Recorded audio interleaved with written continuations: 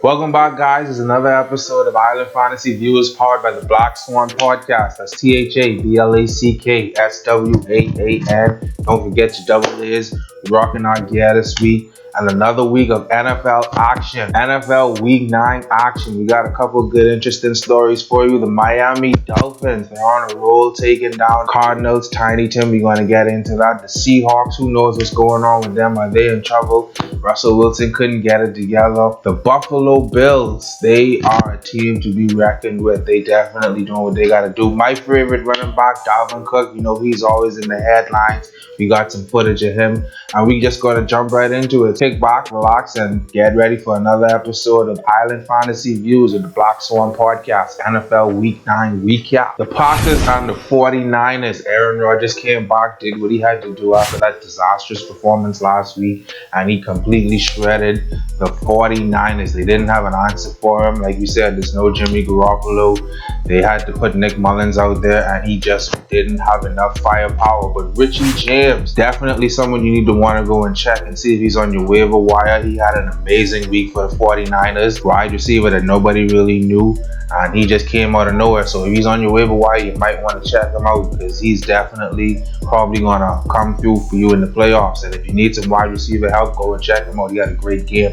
But as of course, we got to talk about Aaron Rodgers, Devontae Adams. They did what they had to do, and the Packers train just kept rolling against the 49ers on Thursday Night Football. The Falcons and the Broncos. It seems like the Falcons are finally starting to put it all together. And Olamide Zaccheaus, I couldn't remember his first name a couple weeks ago, but he came through for the Packers last week.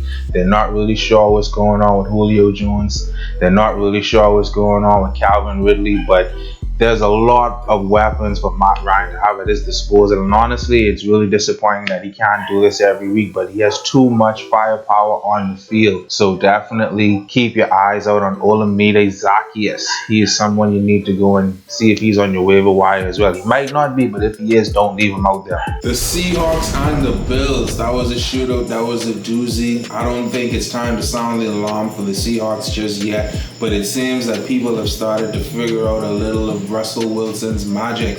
DK Metcalf, he went off again, and it seems that there are people talking about him being maybe one of the best wide receivers in the game right now. It's only been 2 years, but he has definitely been one of the best tools for the Seahawks and Russell Wilson this year. Still no Chris Carson in the backfield. Hopefully we'll see him in the next couple of weeks. The Seahawks running game definitely has been lacking without him. But honestly, all Russell Wilson needs is DK Metcalf on the field. Tyler Lockett, he's doing what he has to do, and I really think they have the best wide receiver tandem in the NFL right now.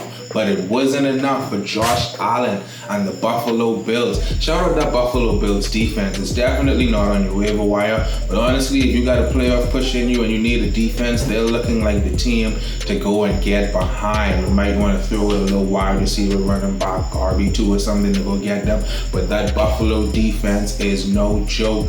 And Josh Allen did what he had to do. Stephon Diggs, he came up big.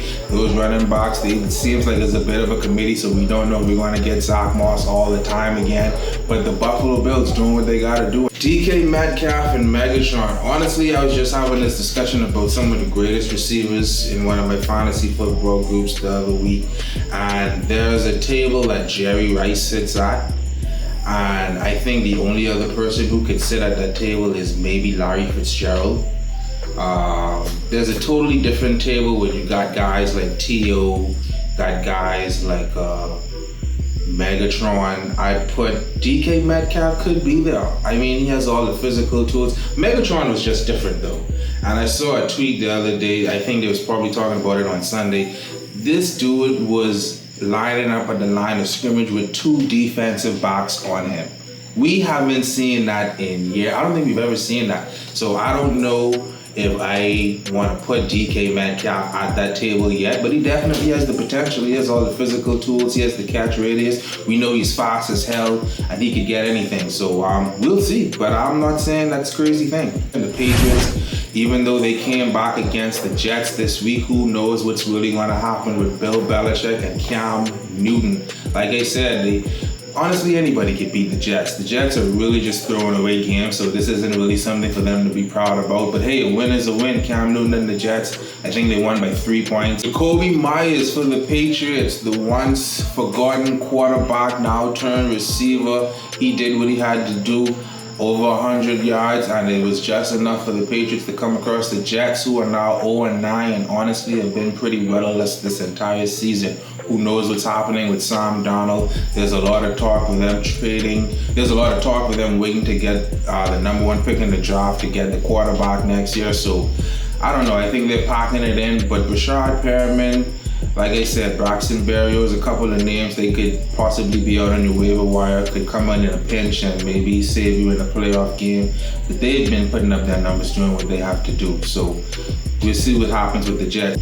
Jamison Crowder is back, but honestly, it seems like people have started to figure out the Jets. There's not really a lot to figure out, so he only had a couple of catches and a touchdown, but there's a few other wide receivers out there if you really need some help and you're stuck. Like I said, it's getting ready for the playoffs, so you're going to need every edge you can get. Run CMC, Christian McCaffrey, he's back for the Carolina Panthers this week, and he had a nice little game, but it just wasn't enough for them to overcome the Kansas City Chiefs. Patrick Mahomes, they're still doing what they got to do. He had a nice connection with Tyreek Hill, who was wide open. I don't really know what was going on with that Carolina defense, but honestly, it was a pretty good contest.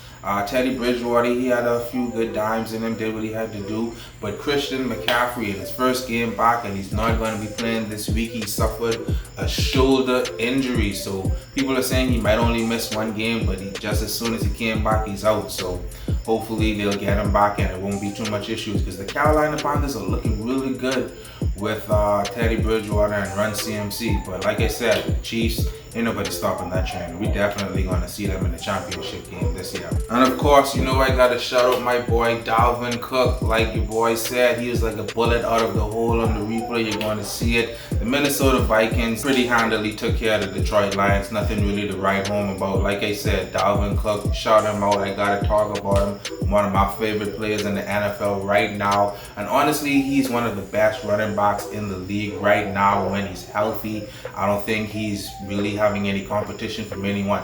Best running back in fantasy this week, and we just got to shout him out, Dalvin Cook. Shout out to everybody who had faith in him this year. Miami Dolphins. I ain't fucking dancing for y'all. The Miami Dolphins, they did what they had to do against Tiny Tim and the Arizona Cardinals. Shout out that Miami defense. I just want to apologize officially to all of my Miami Dolphins fans out there. It's great to see y'all sticking with your team. It's great to see y'all have some new hope in Tua Tagovailoa. Honestly, he hasn't really impressed me yet, but that defense has completely stepped up since he's taken over, and they have been playing insane. Like I said, they did what they had to do against Kyler Murray and the Cardinals this week, who honestly have been having a pretty good season. He's had an excellent connection with DeAndre Hopkins this year, but like I said, the Miami Dolphins seem to have found some renewed energy in the locker room with Tua Tagovailoa calling the plane. So shout them out and shout out those Miami Dolphins fans for sticking with them. The Steelers still remain undefeated. Honestly, it wasn't really that hard of a job against the Cowboys. It was an interesting game. They made it good for a little bit. I don't think DiNucci is going to be back. Gilbert, he had a pretty interesting game. Like I said, it just wasn't enough against the Steelers. I don't think they're going to be bringing back DiNucci under center for the Cowboys, so it might be Gilbert's job to lose. But shout out the Steelers, the only remaining undefeated team in the NFL right now. It's looking like it's probably going to be them and the Chiefs in the AFC Championship game. My money is still on the Chiefs, but the Steelers are rocking and rolling. Ben is on the injured COVID list. I'm not sure if it's a COVID. They say he has a high contact case, but he also has a knee issue, so who knows if we're going to see him this week. But he is on the list, and hopefully the Steelers can keep the train running because they're having a pretty good year. And finally, the last game I want to talk about is the Saints and Drew Brees completely embarrassing Tom Brady and the Buccaneers on Sunday Night Football. They absolutely had no answer. I really thought that was going to be a great game. Two greats going to be throwing it out all over the field, and it ended up with the Buccaneers not even scoring a touchdown. The Saints completely demolished them, and they didn't even have Michael Thomas. Who knows what's going on with that situation, honestly. But Drew Brees, Alvin Kamara, and the rest of the gang have been rocking and Rolling. And that brings us to Week 10 NFL actions. A couple good games going on this week. Still got some games on bye. But we're going to kick it off with the Colts and the Titans on Thursday Night Football. Haven't been a fan of Phillip Rivers this year. Y'all know how I feel about that wide receiver who doesn't really do anything for the Colts and probably isn't even playing. Honestly, I've been really feeling Tannehill and the Titans. Derrick Henry, he's one of my top picks this year. Didn't do that much this week. Hopefully he gets it going again. But the Titans have been rocking and rolling. A.J. Brown and Corey Davis have been doing what they have to do for the Tennessee Titans. Like I said, Ryan Tannehill, Derrick Henry, they're doing what they have to do. I've really been feeling them. They've been playing some good football. I don't know if it's Super Bowl worthy football, but look out for them in the playoffs. They're definitely going to be making some noise. The Bucks and the Panthers, they're going to be battling on Sunday for the second place in the NFC South Division. The Saints have that all locked up right now, but the Bucks, who were completely embarrassed, probably going to try and take it out on the Panthers. I think it's going to be a good matchup. Like I said, I love what Teddy Bridgewater is going to be doing. They don't have any Christian McCaffrey. I'm a huge Robbie Anderson fan this year. But the Bucks, hopefully they can get on the same page and do what they need to do against the Panthers. I'm not sure what's going on between Tom Brady and Mike Evans, but it's beginning to get, out of hand at this point. He got Antonio Brown back in the mix. He's got Gronkowski in the mix. So hopefully they can come together and do what they need to do and give us a good show on Sunday. The Texans and the Browns, Baker Mayfield didn't get an opportunity to be dangerous last week. They were on bye. The Texans had a little bit of a rock and roll, and they edged out the win last week. Who knows if they can keep it going, but I think that's going to be a good game. I'm anxious to see how Baker Mayfield comes out of the bye. The Browns have been a bit up and down this season, so hopefully they can get some consistency going, but they're going to have to do it without star receiver sparkly gloves. Odell Beckham not going to be on the field. He's out for the rest of the season with an injury, so let's see what they're going to do. We have some great 4 o'clock games this week, guys. Definitely going to want to check out all of them, but for sure the Bills and the Cardinals. Like I said, that Bills defense is real. Josh Allen is real. They're looking like a real threat in the AFC East. And the Cardinals, they've definitely been on a tear this year. After a loss this week, I think they're going to try and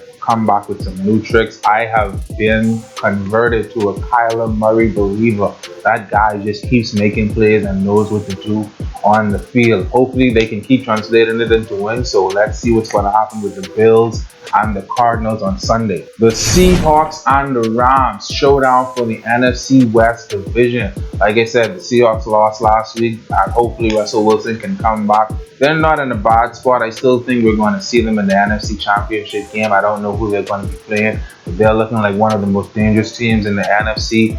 And the LA Rams, they were on bye last week. Let's see what they're going to come back with this week. Hopefully they can get something done. They've started to fall down a bit. The NFC West is no joke, and I expect them to have a good game against the Seahawks. But honestly, I think the Seahawks are probably going to pull it out. I don't think Russell Wilson is going to lose 2 games in a week, especially not with Metcalf and Tyler Lockett on the field. That team is just dangerous. Sunday Night Football, the Ravens and the Patriots. Let's see what's going to happen with that one. Lamar Jackson has been complaining that defenses have been able to call out their plays. So he's putting his offensive coordinator on the spot. Let's see if they can mix up the play calling this week. And, hopefully defenses wouldn't figure them out. But honestly, it's a little interesting to see that defenses have already figured out the Ravens, who completely tore up the league last year with Lamar Jackson. But hopefully we can see what Cam Newton and the Patriots can do against them on Sunday Night Football. Thanks for joining us, guys. Another week of NFL action with Island Fantasy Views, powered by the Black Swan Podcast. That's THABLACKSWAAN.